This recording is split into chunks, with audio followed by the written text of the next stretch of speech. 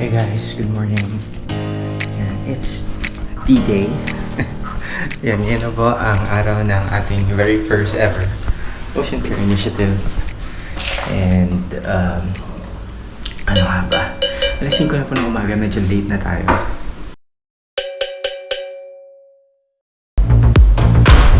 Let's check muna ang ating venue. So, madilim pa naman, pero maaga kasi mag-start ang ating program. This is the venue, wala pa namang tao. Let's go down para makapag-rehearse na tayo with Jane. So the program starts at 6 o'clock in the morning until 12 noon. We have a 1-hour program in the morning. Tapos, diretso na tayo sa New Drive. So, supposedly dito yung venue natin. So, supposedly ito yung venue natin. Unfortunately, umuulan. So, lipat tayo sa indoor. Doon. Okay, putting up mga staff natin for today. Production staff. And ang ating mga participants are all starting to build up.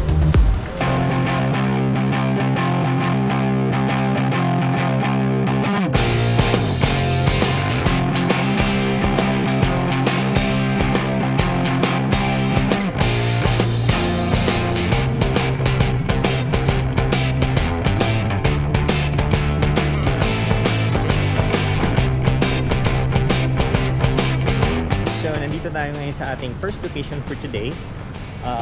We are here at Bataan Nuclear Power Plant. So dito yung area kung saan tayo linis or magsasagawa ng ating cleanup drive.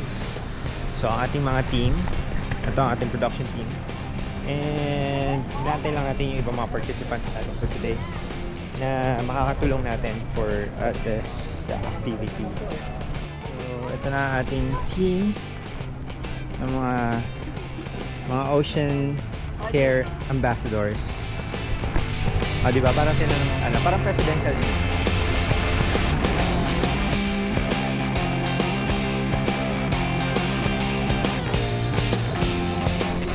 Itong nuclear power plant has been established in 1976, but ever since na binuksan to, never daw siyang nagamit. And parang nagkaroon lang ng mga testing, and because there's a lot of people who are opposing for the opening of this one, kaya hindi na nila tinuloy.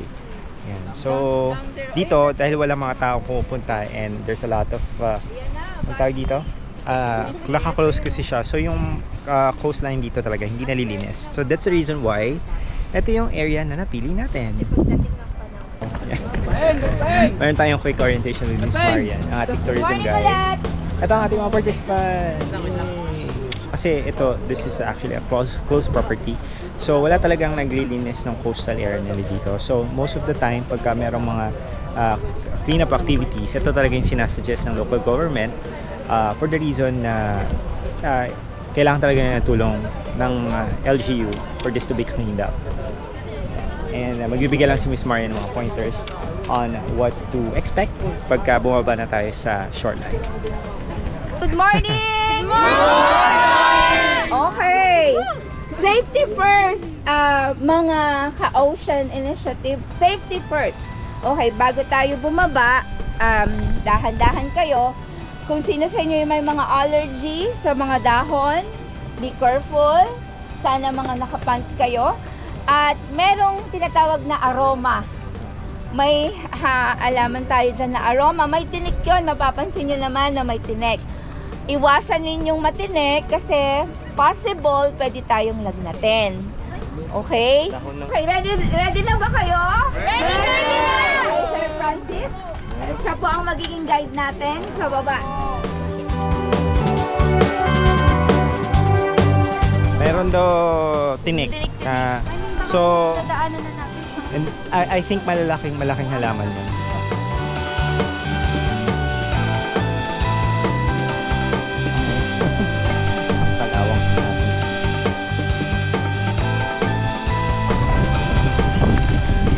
Medyo hindi kami ready dito sa slope na to, pero yun yung dinaanan na pababa. So important talaga na you really need muscular first para ready tayo sa mga ganitong klaseng activity. Ayan. So kasi yung sapatos ko hindi masyadong suited for this kind of activity. But anyway, sobrang daming kalat. Ayan. Yan ang ating lilinisin. So there's a lot. So ang ating mga kabadis ay already doing the job. Namumulot na sila ng mga kalat. So ito pa, actually maliit yung bag natin, pero guys, namulot tayo kahit papaano. Supposedly kasi dapat malalaki tong bag na to, but unfortunately ito yung nagawa natin. But of course, make use of what we have na rin. Isa sa mga pinulot ko, or nag-focus ako sa mga styrofoam kasi yun yung medyo marami dito. So what we did is yung mga ano natin, kasama natin dito or participant, meron silang mga designated, actually mamimili sila kung ano gusto nilang pulutin. And para mas mabilis sa segregation natin, kunwari yung isa namumulot ng mga plastic, yung isa combustible materials, ako naman mga styrofoam yung mga pinulot ko. So para pagka sineparate natin sila, mas madali na natin malalaman kung saan natin dadalhin yung mga basura na ito. So medyo sobrang daming basurang naipon na dito, and most of them are nanggaling pa sa Metro Manila, sa Manila Bay Area, and inanod na dito. And because this is a facility na sobrang tagal nang nakasara, importante talaga to once in a while visit and do a cleanup drive, kasi once na ano rin yung mga basura na to, possible na mapunta lang ito sa ibang lugar kung hindi natin pupulutin. Ayan, so ito yung mga styrofoam. Ano po, bote niya.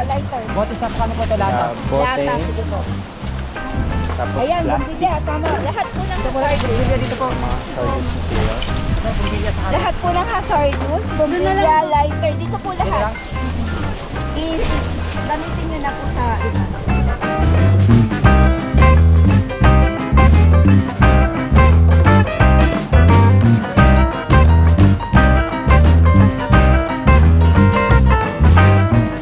Okay guys, so it's almost 11 o'clock in the morning, and as much as we wanted to still continue and take out all the trash here in Nuclear Power Plant coastline, unfortunately, wala na tayong container, naubos na.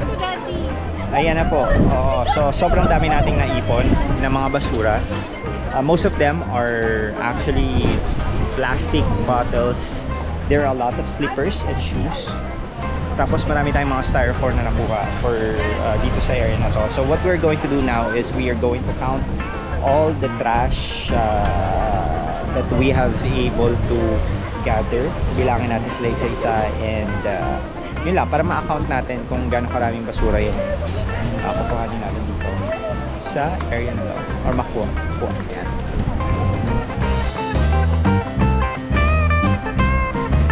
As of 11 o'clock in the morning, and naka 2 hours na tayo sa bumulot, and we're almost done. We're actually done. We were able to gather 281 sacks of trash performed by 121 participants dito sa Ocean Care Initiative. And we hope that in our simple movement, we were able to help the environment, the community, and of course, help protect the marine biodiversity. Thank you very much sa lahat ng mga nakijoin. Bye! So, ayan guys, inakyat na namin. Papagod. Bro, pwedeng pasabay? Thank you. So, ayan po yung mga trash. So, bahala na po yung local government to pick it up at yung mga trash yan. We're heading back sa Morong Star Fishing Park.